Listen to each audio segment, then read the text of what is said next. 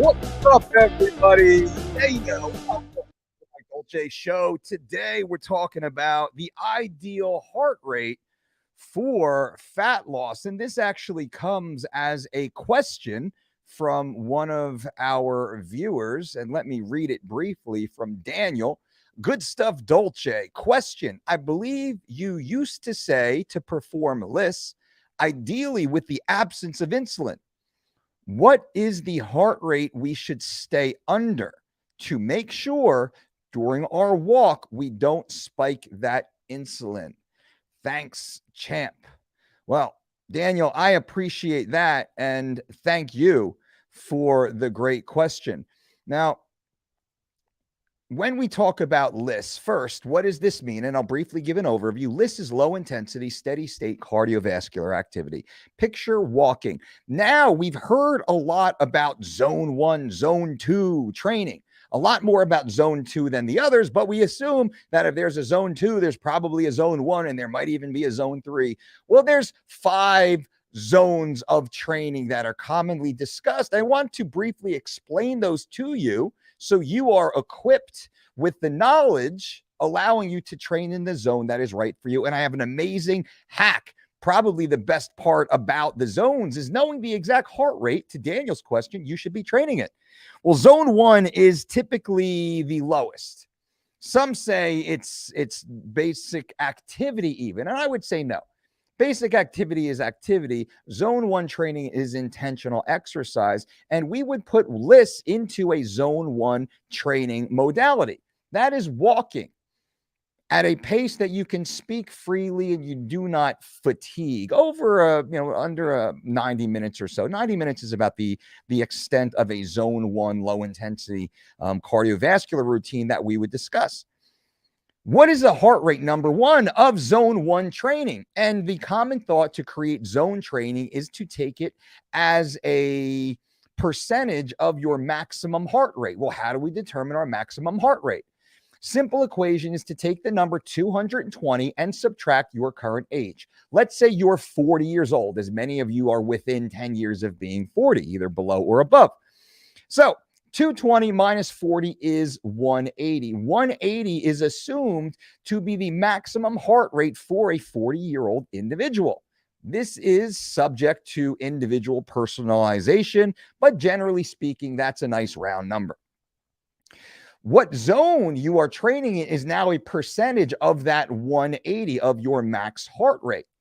And typically, zone 1 is assumed to be somewhere around 50 to 60% of your max heart rate, which means if your max heart rate is 180, 50 to 60% of that is somewhere around 90 to 110 beats per minute. You have heard me say to keep lists below 110 beats per minute. Now, truly, I've been saying this long before zone training was even discussed or mentioned and popularized through social media. Nonetheless, we've been saying 110. Now, we actually created our baseline for zone 1 now, or low intensity, steady state cardiovascular activity, not as a percentage of the max heart rate. And this is important. So listen, not as a percentage of your maximum heart rate, but as a multiple of your resting heart rate. What does this mean? Our zone 1 training is focused more on what your resting heart rate is, not your heart rate at maximal exertion. And when do you determine, or how do you determine your resting heart rate? Well, if you have a wearable watch that monitors your heart rate, it's easy to do while you sleep, as you can see what the lowest number your heart hits. Let's say in general, it's 52. For a 40-year-old man with a resting heart rate of 52, you are a rather fit, healthy individual. There's more you could do. You could certainly get it. Pro athletes tend to be in the 40s, and if you're in the low 50s, as a regular, hardworking, healthy person, you're doing great. There's even been some down into the 30s. I think Lance Armstrong had a resting heart rate down in the 30s. So just to put it on the scale, if you're into the 60s, this is becoming a bit of a problem. You're getting out of range now. Remember, this is the amount of times your heart beats in a single minute. We would prefer that to be below 1 beat per second.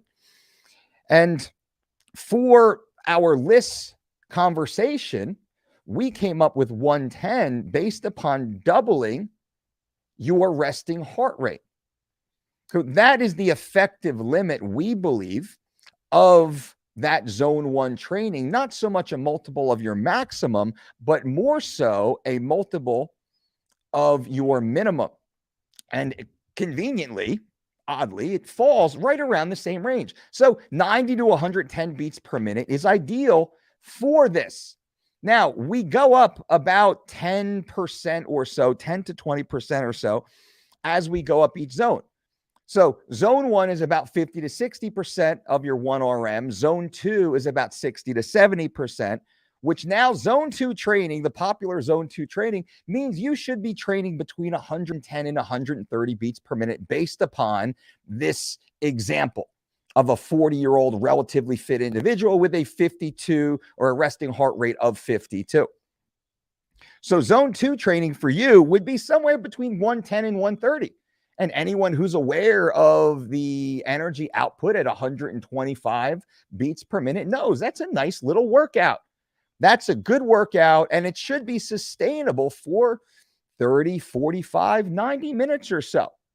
That's really, these are the end ranges of these zones. So hopefully this all makes sense. Now, zone 3 is 70 to 80% of your max heart rate, which now it's your 130 to 145. This is the zone typically you start taking a deep breath because your heart can't quite get enough oxygen in, which is why we're always sure to say the cardiorespiratory system, or we're cardiorespiratory training. We always think cardiovascular training, but I always try and note cardiorespiratory training because it's the respiratory side of this style of training that I believe is more important, most important. They're all equally important. If one breaks, they all break. But the cardiorespiratory side must be mentioned. Now, that is zone 3, 130 to 145. Zone 4 is 10% more, so it's 80 to 90% of your max heart rate. This is like 145 to 160 or so, depending on the person. The higher your level, the more experienced you are, the more consistent you are, the healthier you are, that heart rate is much higher. So it's very easy for elite athletes to maintain performance above 170 beats per minute. There's the multitude of reasons for that. I mean, just the clearing of the metabolic waste is probably one of the biggest factors, multiple factors here as why. And the average person can't barely get out of the 130s.